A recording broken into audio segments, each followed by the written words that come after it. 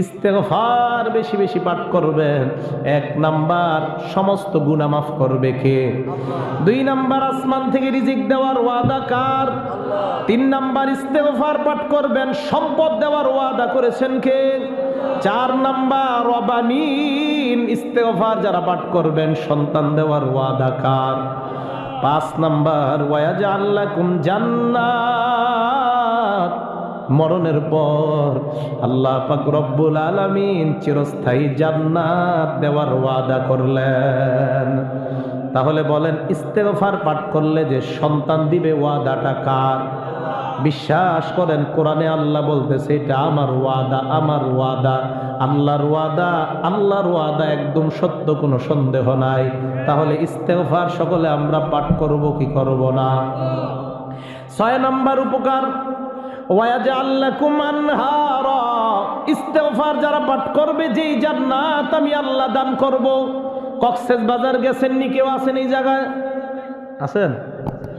গত বছর টেকনাফ গেলাম প্রোগ্রামে, যাওয়ার আগে কক্সবাজার লাইফ ফিশ একটা হোটেল আছে, ওই হোটেলের মধ্যে আমরা আলেম যারা গেছি আমাদেরকে থাকতে দিলেন। ওই লাইফ ফিশ হোটেল থেকে কক্সবাজার সমুদ্র সৈকতটা হেঁটে যাইতে ১ মিনিট বা ১.৫ মিনিটের প্রয়োজন। হেঁটে গেলাম ওই জায়গায়, যাওয়ার পর দেখলাম, তাকান কিভাবে বুঝাই, সোফা এইভাবে বিছানো আছে, কতক্ষণ বিছানোর পর হঠাৎ এইভাবে করার। এই সোফাগুলার মধ্যে কারা? যারা নাকি প্রেম প্রীতি করে তারা গিয়া শো একজন আরেকটার মধ্যে, এটা নাকি একটা আনন্দ তাদের, এটা নাকি একটা চমৎকার দৃশ্য। ওই সোফা দেখার পর আল্লাহর কোরআনের কথা আমার মনে পড়ে যায়, সুবহানাল্লাহ। আল্লাহ বলেন, আলাল আরাইকি ইয়ানজুরুন মুত্তাকিনা ফিহা আলাল আরাইক, জান্নাতীরা এইভাবে জান্নাতের মধ্যে হেলান দিয়ে থাকবে, আপনি হেলান দিবেন, পাশেরটা আপনার বিবি হেলান দেওয়া থাকবে, আরেকটার মধ্যে আপনার হুরগেলমানরা থাকবে। দুনিয়ার মধ্যে প্রেম প্রীতি যারা করে তারা তাকায় দেখে পানির সমুদ্র দেখা যায়। আল্লাহর কোরআন বলেন, তোমরা যখন শুইবা তাকায় দেখবা তোমাদের আশেপাশ দিয়া দুধের নহর, মধুর নহর প্রবাহিত হয়ে যায়। আল্লাহ বলেন, ইস্তেগফার পাঠ করবা। ৬ নাম্বার উপকার, আমরা ইস্তেগফার পাঠ করব কিনা? করেন সবাই, আস্তাগফিরুল্লাহ, আস্তাগফিরুল্লাহ। ইস্তেগফার পাঠ করার ৭ নাম্বার উপকার, শরীরের শক্তি দরকার আছে না নাই? আল্লাহ দুনিয়ার মধ্যে একটা সম্প্রদায় পাঠিয়েছেন, এই সম্প্রদায়ের নাম আদ সম্প্রদায়। আদ সম্প্রদায়ের কাছে একজন নবী আল্লাহ পাঠাইছেন, এই নবীর নাম হুদ আলাইহিস সালাতু ওয়াস সালাম। হুদ নবী তাদের কাছে আসলেন, আসার পর দেখলেন এরা এত শক্তিশালী, এদের মধ্যে সবচাইতে লম্বা মানুষটা মাত্র ৪০০ হাত। কয় হাত?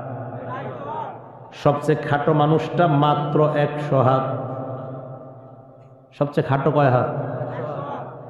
আমরা এই জায়গায় যারা আছি সবগুলা এরকম দাঁড়াইলে ১০০ হাত হইব কিনা আল্লাহ জানে।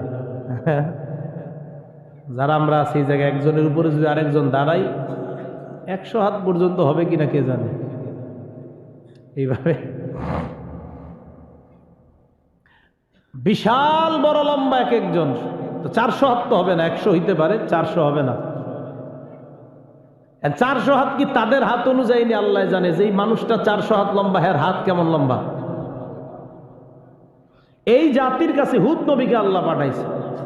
তা আসার পর দাওয়াত দিলেন, ইয়া কওমি ইবুদুল্লাহা মা লাকুম মিন ইলাহিন গায়রু, হে আমার সম্প্রদায় তোমরা আল্লাহর ইবাদত করো, তিনি ছাড়া কোনো ইলাহ নাই। আদ সম্প্রদায় জবাব দেয়, আমাদেরকে কার দাওয়াত দিলা? হুদ নবী কয় আল্লাহর। আদ সম্প্রদায় কয় আমরা পাহাড় কাইটা, পাথরের পাহাড় কাইটা ঘর বানাই, আমাদের শক্তির ব্যাপারে তোমার কোনো ধারণা আছে কিনা? মান আসাদ্দু মিন্না কুওয়া, আমাদের চাইতে শক্তিশালী দুনিয়ায় আর কে আছে? বলেন তো দুনিয়ায় শক্তিশালী আছে কিনা? আরো জোরে বলেন, তার নাম কি? দুনিয়ার সব শক্তি একত্রিত করেন, কার শক্তির সামনে কোনো মূল্য নাই? বলেন তিনি কে? আদ সম্প্রদায় কয় আমাদের চাইতে আবার শক্তিশালী কে আছে?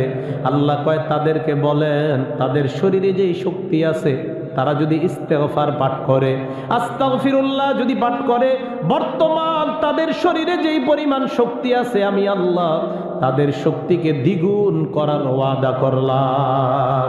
এই যে আল্লাহ কোরআনে বলেন ইয়াজিদকুম কুওয়াতান ইলা কুওয়াতিকুম, আমি আল্লাহ তোমাদের শক্তিকে আবার ডাবল করে দিব।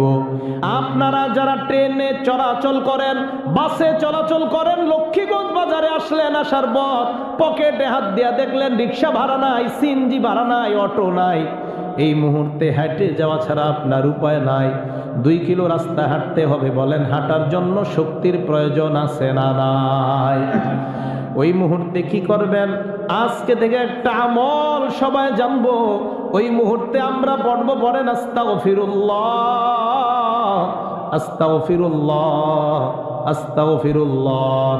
লক্ষ্মীগঞ্জ বাজারে নামলেন অথবা এর আগে কোনো বাজারে নামার পর 2-4 কিলো রাস্তা হাঁটতে হবে। ওই মুহূর্তে কোরআনের উপর আমল করবেন, দাঁড়ায় দাঁড়ায় নিম্নে 70 বার ইস্তেগফার পাঠ করবেন, 1 মিনিটও সময় লাগে না। পরেন আমার সাথে আস্তাগফিরুল্লাহ। 70 বার ইস্তেগফার পাঠ করার পর এবার বাড়ির দিকে হাঁটা আরম্ভ করবেন। আল্লাহর কোরআনের ওয়াদা, হাঁটার জন্য যে শক্তির প্রয়োজন আমি আল্লাহ সব শক্তি দেওয়ার ওয়াদা করলাম। কৃষক ভাই ক্ষেতের মধ্যে কাজ করতে করতে, আলু লাগান শীতকালে, আলুর আইলগুলা টানতে টানতে ক্লান্ত হয়ে গেলেন। তাকায় দেখলেন ঘড়িতে 11টা বাজে। হঠাৎ তাকায় দেখলেন বিবিটা এখনো খাবার নিয়ে আসে না, ছেলেটাও আসে না। গামছা দিয়া বাইদা আপনাদের খাবারটা আনে, একটা প্লেট আর একটা গ্লাস আর একটা বল দিয়া খাবারটা আনে। দেশ গ্রামে হয় না এরকম?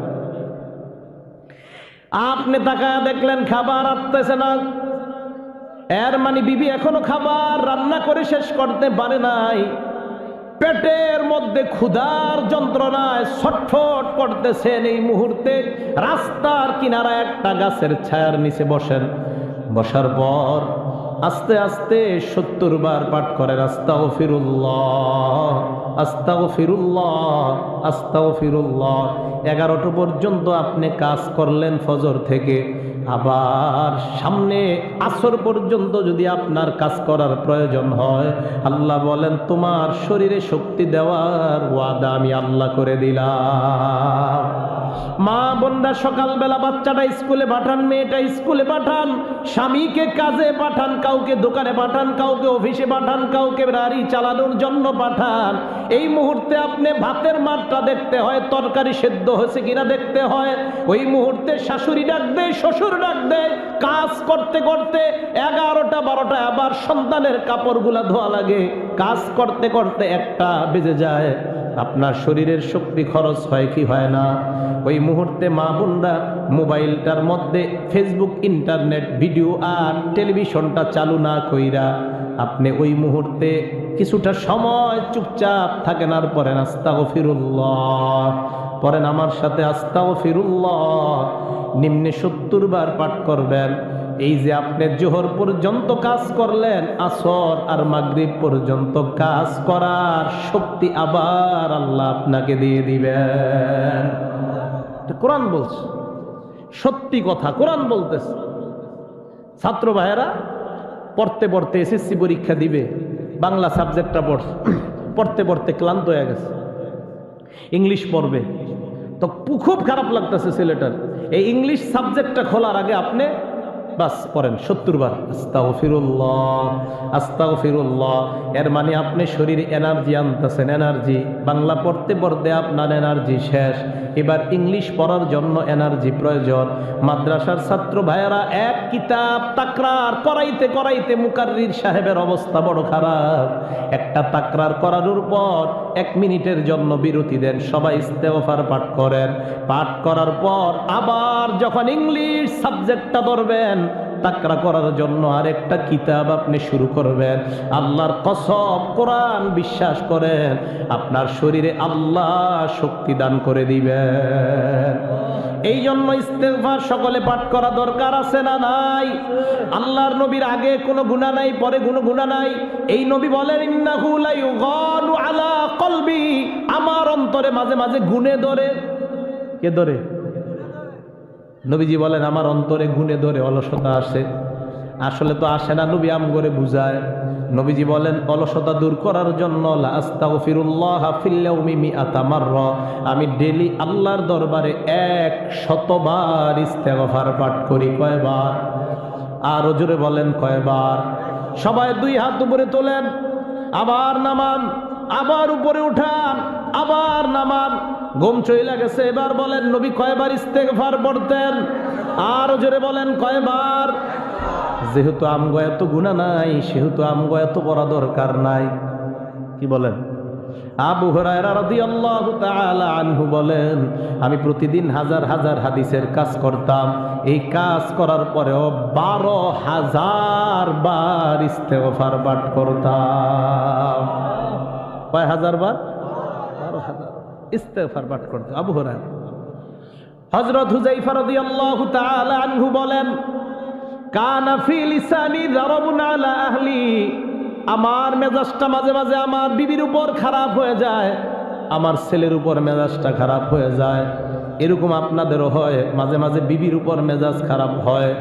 বিবি ফোন দেয় রাতে 12টার দিকে, বাসায় আসতেছেন, ওই মুহূর্তে ফোন দিয়ে এমন একটা কথা কয়, ওই মুহূর্তে কয় একটা কাজ করেন সালমার বাপ, আসার সময় ওই জিনিসটা নিয়ে আইসেন। ইতিমধ্যে আপনি ঘরে ঢুকতে বাকি আছে আর সামান্য সময়, মেজাজটা আপনার বড় খারাপ। ওই মুহূর্তে হাত গুটান আর বলেন, আইসা নেই, আজকে তোর খবর আছে, আগে কইতে পারলি না, 12টা বাজে তুই বললি ওই জিনিসের প্রয়োজন। হযরত হুযায়ফা বলেন, আল্লাহর নবীর কাছে আমি গেলাম, যাওয়ার পর বললাম, ইয়া রাসূলুল্লাহ, আমার জবানের অবস্থা এমন, মাঝে মাঝে আমার মেজাজ খারাপ হয়, আমার বিবির উপর মেজাজ খারাপ হয়ে যায়, আমার সন্তানের উপর আমার মেজাজ খারাপ হয়ে যায়।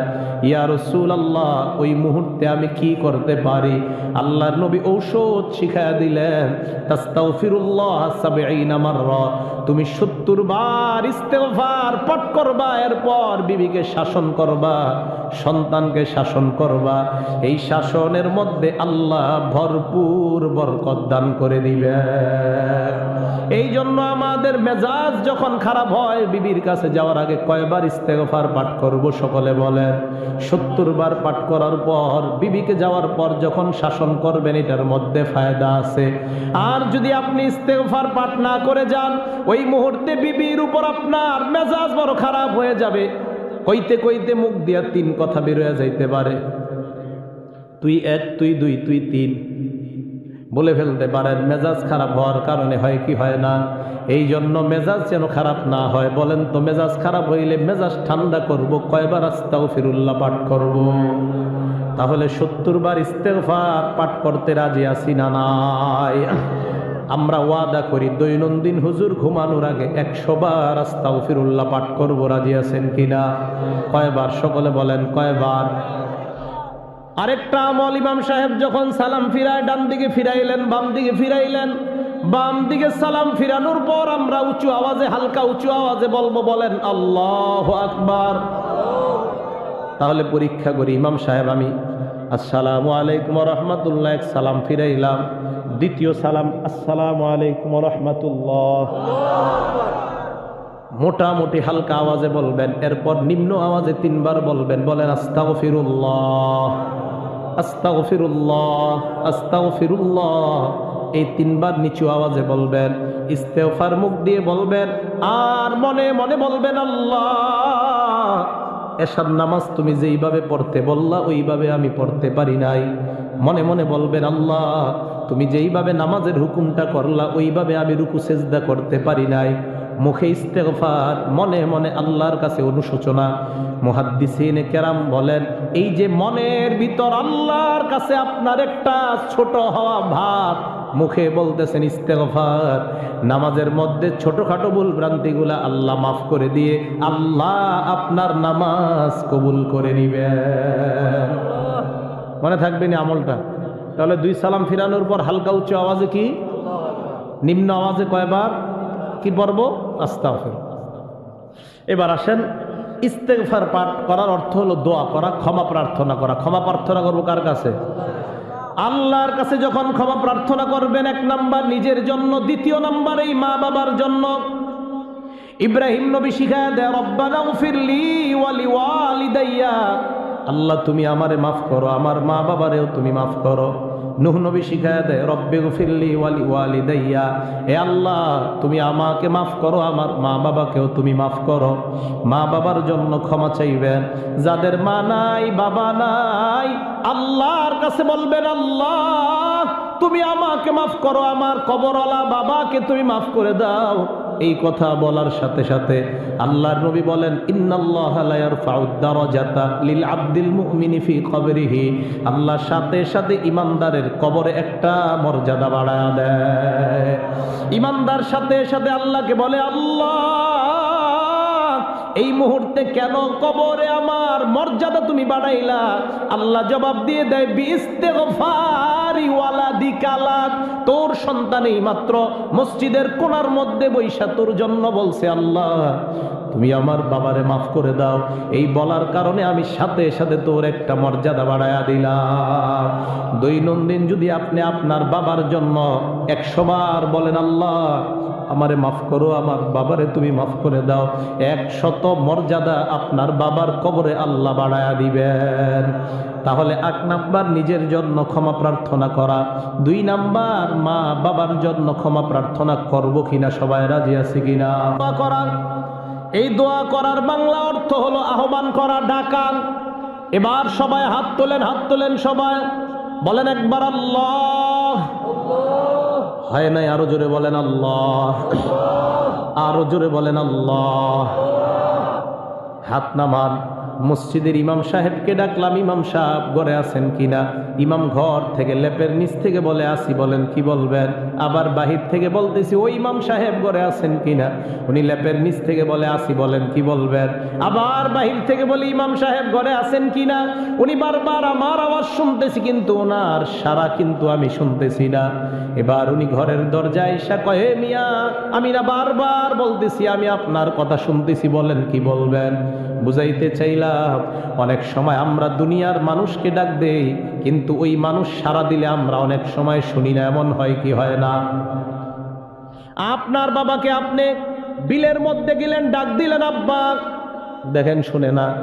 আবার আরেকটু কাছে গিয়ে বললেন আব্বা, আপনার বাপে কয় কি বলবি বল, কিন্তু বাপের সারাটা আপনার কানে আসে নাই, এরকম হয় কি হয় না? আসেন এবার বলেন তো আমরা কারে ডাক দিলাম? আরো জোরে বলেন কাকে ডাক দিলাম? এ মা বোনরা, এইভাবে আল্লাহরে যখন ডাক দিবেন, আপনারা যারা আমরা যখন আল্লাহকে ডাক দিব, আল্লাহ বলেন তুই মুখে বললি আল্লাহ, না না তুই মুখে বললি না, জিহ্বায় তুই বললি আল্লাহ, না না জিহ্বায়ও তুই বললি না, মুখেও তুই বললি না, মনে মনে বললি আল্লাহ। আমি আল্লাহর সাথে সাথে বলি বল তুই কি বলবি? সাথে সাথে আমি আল্লাহ তোর ডাকে সাড়া দিয়ে দেই। অন্তরে অন্তরে আমি আল্লাহকে যখন তুমি ডাকো তখনও সাড়া দেই, জিহ্বা দিয়ে ডাকো তখনও সাড়া দেই, মুখটা খুইলা যখন ডাকো তখনও আমি আল্লাহ বলি উদউনি আস্তাজিব লাকুম, আমাকে ডাকো আমি আল্লাহ তোমাদের ডাকে সাড়া দেওয়ার ওয়াদা করলাম। সাহাবারা প্রশ্ন করলেন আইনা রব্বুনা ইয়া রাসূলুল্লাহ, হে আল্লাহর নবী আমাদের রব আল্লাহ কোথায়? সাহাবারা এই প্রশ্ন করার পর আল্লাহর নবীকে আল্লাহ জানায়া দিলেন ওয়া ইযা সালাকা ইবাদি আন্নী ফাইন্নী করিব। হে নবী, আমার সাহাবারা, আপনার সাহাবারা প্রশ্ন করে আল্লাহ কোথায়, আপনি তাদেরকে জানায়া দেন আমি আল্লাহ তাদের নিকটে আছি। সুবহানাল্লাহ।